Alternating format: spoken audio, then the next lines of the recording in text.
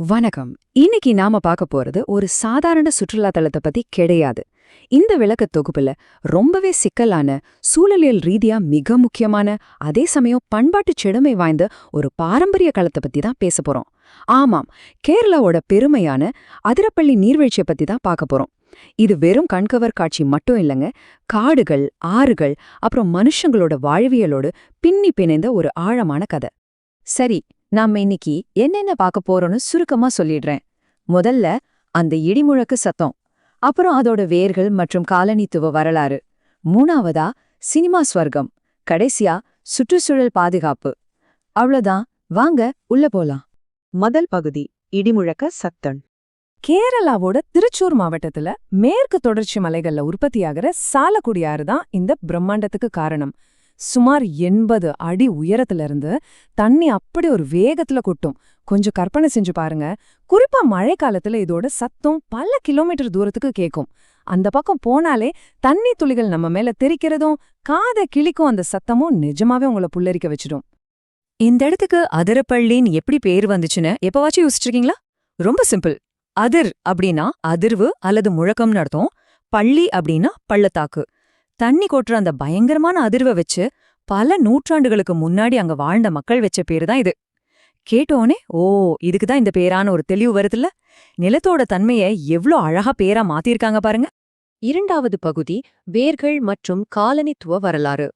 நம்ம ஊர் சுற்றுலா பயணிகள் இங்க வர்றதுக்கு பல 100 வருஷங்களுக்கு முன்னாடியிலிருந்தே இது ஒரு புனிதமான பூமி. யாருக்குன்னு கேக்குறீங்களா? அங்கே காலம் காலமா வாழ்ந்து வர்ற காடர், மலையர், அப்புறம் முத்துவன் பழங்குடியினருக்கு தான். இவங்கள பொறுத்த வரைக்கும் காடு, ஆறு, விலங்குகள் எல்லாமே தெய்வங்கள். இயற்கைய ஆக்கிரமிக்காம அது கூடவே ஒரு அற்புதமான சமநிலையில அவங்க வாழ்ந்துட்டு வராங்க.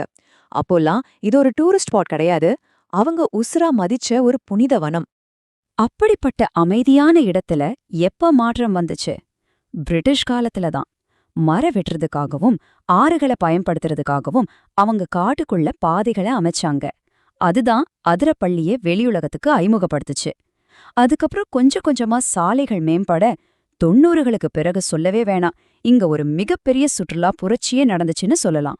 மூன்றாவது பகுதி, சினிமா சோட்டோ. இந்த நீர்வீழ்ச்சியை நீங்க நேர்ல பாக்கும்போது, அட இத எங்கேயோ பாத்திருக்கோமேன்னு உங்களுக்கு தோணிருக்கா? கண்டிப்பா தோணிருக்கும். பாகுபலி, ராவணன், குரு மாதிரி பிரம்மாண்டமான படங்களோட பின்னணி இதுதான்.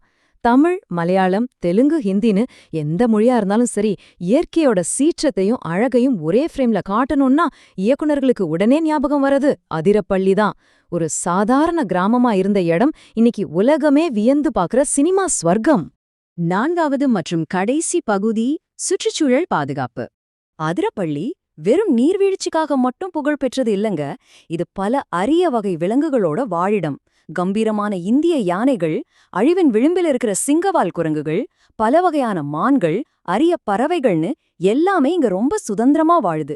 இந்த விலங்குகளுக்கு அதிரப்பள்ளி காடுகள் ரொம்ப ரொம்ப முக்கியமான ஒரு சரணாலயம். இதுங்க இல்லன்னா இந்த காட்டோட சமநிலையே சாத்தியமில்ல. இப்படிப்பட்ட இயற்கை பொக்கிஷத்தை சுற்றி ஒரு பெரிய விவாதமும் நடந்துச்சு. அது என்னன்னா, மின்சார தேவைக்காக ஒரு நீர்மின் திட்டத்தை அங்க கொண்டு வர பார்த்தாங்க.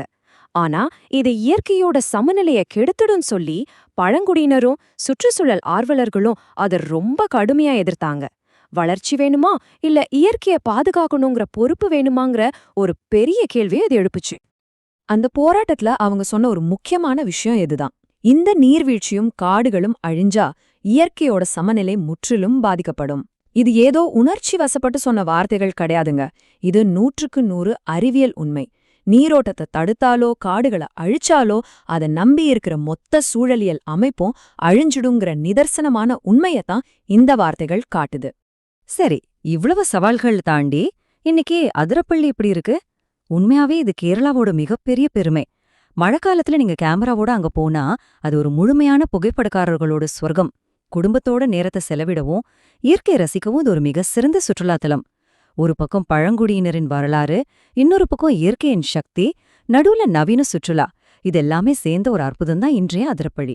அதிரப்பள்ளிய நேர்ல பார்க்கும்போது கிடைக்கிற உணர்வ ஒரு அழகான வரி இப்படி சொல்லுது: நீர் விழும் அந்த முழக்கம் இயற்கை பேசும் குரல் போல இருக்கும். அந்த அருவிக்கு பக்கத்துல போய் நிக்கும்போது வேற எந்த யோசனையும் உங்களுக்கு வராது. அந்த பிரம்மாண்டமான அதிர்வை நேர்ல உணரும்போது உண்மையிலே இயற்கை நம்ம கிட்ட பேசுற மாதிரி தான் இருக்கும். அது நம்ம லைஃப்ல மறக்கவே முடியாத ஒரு அனுபவம். இந்த விளக்க தொகுப்பு மூலமா அதிரப்பள்ளியோட வரலாறு, சூழலியல் முக்கியத்துவம், அதை பாதுகாக்கிறதுன அவசியம் எல்லாத்தையும் பார்த்தோம். இப்போ கடைசியா உங்ககிட்ட ஒரு கேள்வி. இயற்கையோட இந்த இடிமுழக்க குரலை நாம பாதுகாப்போமா? அடுத்த தடவை இது போல ஒரு இயற்கை அதிசயத்தை பார்க்க போகும்போது அந்த அழகு ரசிக்கிறதோட சேர்த்து அதை பாதுகாக்கிற பொறுப்பு நமக்கு இருக்குங்கிறத எப்போ ஞாபகம் வச்சுப்போம். என்ன சரிதானே? அந்த பொறுப்போட இன்றைய தொகுப்பை நிறைவு செய்வோம். நன்றி. இந்த வீடியோ பார்க்குற எல்லாரும் மறக்காம லைக் பண்ணுங்க, உங்க நண்பர்களுக்கும் ஷேர் பண்ணுங்க. இன்னும் சப்ஸ்கிரைப் பண்ணலனா இப்பவே சப்ஸ்கிரைப் பண்ணி எங்க குடும்பத்தோட இணைஞ்சிருங்க.